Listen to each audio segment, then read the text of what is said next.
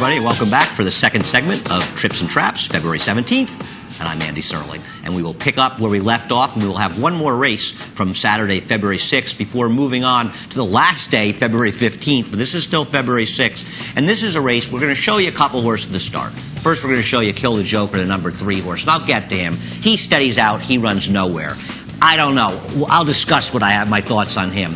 But the horse that I'm more interested in this race is the 12, Stylish Fella. And he, like Kill the Joker, he gets steady at the start also. But unlike Kill the Joker, he ends up doing some running towards the end of the race, and the rider's having real trouble with Stylish Fella at this point. He drops well out.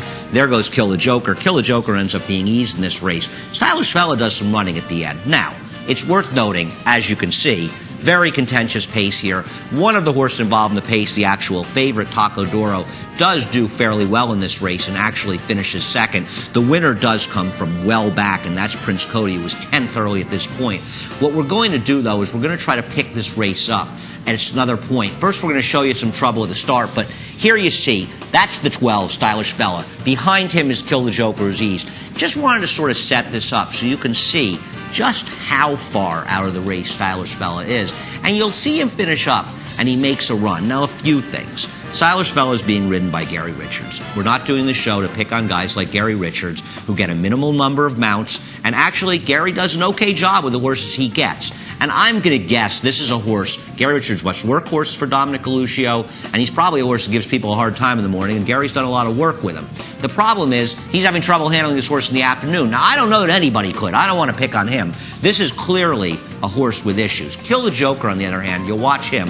I'll get to him in a second. But Stylish Fella, I thought he was much more interesting because his prior effort was his first start, Stylish Fella, that is, and he had real trouble in that race, some of it because he's a bad actor, and some because a horse came over and caused him to steady, and I thought he ran okay in that race. And he's a horse that's very dirtied up, and if he can get his act together, and maybe he causes his own problems, he's a horse that can win at a big price. Now, Kill the Joker, getting to him. He came out in his first start. He was bet well. Gary Gullo trained him. He was 7-1 for his debut. He finished second. He ran a big race. This is 2 times in a row he's caused himself problems at the start and been completely eliminated. My guess with Kill the Joker is we're not going to see him for a while, and perhaps when the horse finally comes back, then maybe he'll have gotten over the problems and he can run a good race off the layoff. Stylish Fella, on the other hand, there on the inside in the pink silks, Kill the Joker's behind him. I thought Stylish Fella did a little bit of running at the end. Now, once again, it is a race that collapsed. That's worth noting. But first of all, Gary Richards realizes he's not winning the race. He's not going to abuse this horse at this point. So while he's riding him, this isn't a horse in any kind of all-out drive, and certainly that seems to be fair. But he actually does pick up horses in here. Now, I know some of these horses are staggering, but you look at the end and he starts to come through on the inside. He was doing some running. Stylish Fella has ability, and in this kind of maiden race, Stylish Fella can absolutely be competitive if he gets over whatever issues are causing these things to happen. But I'm looking forward to maybe betting on Stylish Fella should he return sometime in the near future. Now we will go far forward, and we will go to the following Monday, President's Day, actually, the last day of this past week. And I want to show a race, the 7th race, a different situation, and talk about dynamics and what happened in the situation that led to the demise of both the 7 Dorian Will, who was the favorite, but that's the 4, and the 4 Coach Gravy. It was a situation where these were the 2 horses to beat in this race. And Dorian Will coming off a huge win in his last race. And I think Ramon Dominguez, who was riding Coach Gravy, realized if I am not aggressive here, I can't beat Dorian Will. And he had to do whatever he could to help his mount to win, to be aggressive and ride this race aggressively. Raffy's Deer went to lead. He was an inconsequential member of this field.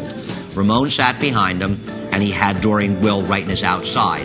Had he been passive and just let Dorian Will move up and take the lead from a horse, Raffy's Deer, that Ramon knew was going to concede fairly early, he'd have gotten the lead, he'd have opened up 2, Ramon would have tried to play catch-up.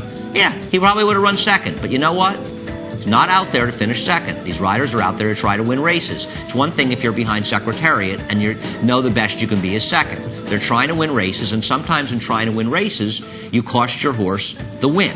So now he goes, makes the aggressive move, and he keeps Dorian Will on his flank. Now, he had a fair racetrack, so it wasn't a situation of needing or wanting to seize the rail. It was a situation of not letting Dorian Will get an advantage by going slowly. So he went. So what happens is that Emma's Posse sits the perfect trip behind them. And Emma's Posse was a horse second off a layoff for trainer Dominic Galuccio, gelded before his last start, who ran a very nice race last time. And clearly, Dominic's done a good job with him and improved him. But he got the perfect trip. Coach Gravy just beaten up from trying to keep Dorian Will from getting the easy trip. Dorian Will does very well, and he actually finished ahead of them. But it's a 4-horse photo for second. So it's very, very much a situation where they just finished behind. But they were the two best horses in this race. Without the other one in the race, the other one wins the race. It's as simple as that. Thought it was an interesting race. We'll see where they show up next time and how you want to view them. But I think both of them ran winning races in here, more so than the winner, Emma's Posse. We'll go to the last race, and this is the last race of the week. And it was won by a first-time starter, a very heavily bet first-time starter named BAILZEE for trainer Pat Kelly. We want to show a few horses here. First of all, BAILZEE ranked slow. 3/4 to a length slow easily. Then we want to show you other horses. The 6 Go Unbridled in those sort of beige silks in the middle. And right outside of him is the 7 BOBITY Boo.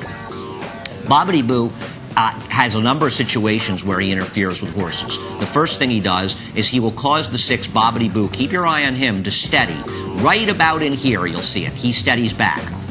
He's gone. That was from BOBITY Boo coming over. BOBITY Boo will come over again and actually come over on the 2 horse here, Lights Out Lisa, who finishes second. She steadies out. And now, very shortly, it's going to come over on the 1, BAILZEE, the horse who wins this race, and cause that one to steady out. It was an attempt by the rider, I suppose, of BOBITY Boo to get to the inside. Why exactly, I'm not sure. We'll show that later. And there goes BAILZEE, who took the worst steady maybe of all of them, steady on the inside. And this would happen just as they hit the crux of the turn. That's when it happens. And now, BAILZEE angles around BOBITY Boo, goes around that one as BOBITY Boo is just sort of being statued there at that point. BAILZEE is angled out here. Now, interesting, this was the second division of these horses going 5.5 furlongs, these maiden New York breds. The first division had a pace, first quarter, half, and 5 furlongs, 2 seconds faster than this one. Yet, this race was 6/5 of a second slower. Obviously, they had something left. What's interesting is that race collapsed a bit. This race totally collapsed. Slower race, but BAILZEE, come on.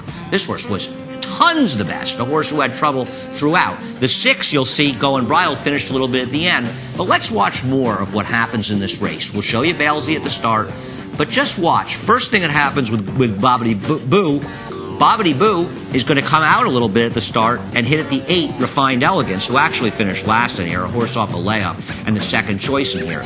Very shortly thereafter, you're going to see, comes out a little bit, bothers that horse. There's a little bit of bumping with the 6, but the steady will come a little bit more after this. But keep your eye on BOBITY Boo as we go through this race as much as anybody. There's the steady the 6 Go Unbridled had. Now you're going to very shortly see Lights Out Lisa steady inside as the rider's determined to get BOBITY Boo to the rail. Now he's in the 2 path. They're about to hit a very crucial point, the crux of the turn, as they hit the turn. And there, BAILZEE stays about behind him. Okay, now BAILZEE obviously had a ton of run and was much the best. There's BAILZEE, white cap there. Keep your eye on the white cap. Going around BOBITY Boo. Now the rider's gotten BOBITY Boo to the inside, I guess where he wanted to be. BAILZEE's angled out around him and puts in a tremendous run. And don't forget a slow-paced race that did not, it collapsed on paper, but a little bit. And there's BOBITY Boo. The rider's gotten BOBITY Boo to the inside in the stretch. Why, I'm not sure. Now, I don't know. Perhaps this horse has some issue here. I don't know. He must have had something going on. And I'll be very curious to see when or if we see BOBITY Boo in the future, but you can just watch and see what happens with him as BAILZEE splits horses and wins impressively. BAILZEE, I know this race is going to come up slow on the figs because simply it was so much slower in the other division, but with the different kind of fractions, it's very hard to determine. BAILZEE's okay. We'll see where the other one showed up. Thanks a lot for watching. We like to hear your comments and appreciate very much this week's comments, trips, and traps at NYRAinc.com. Thanks a lot.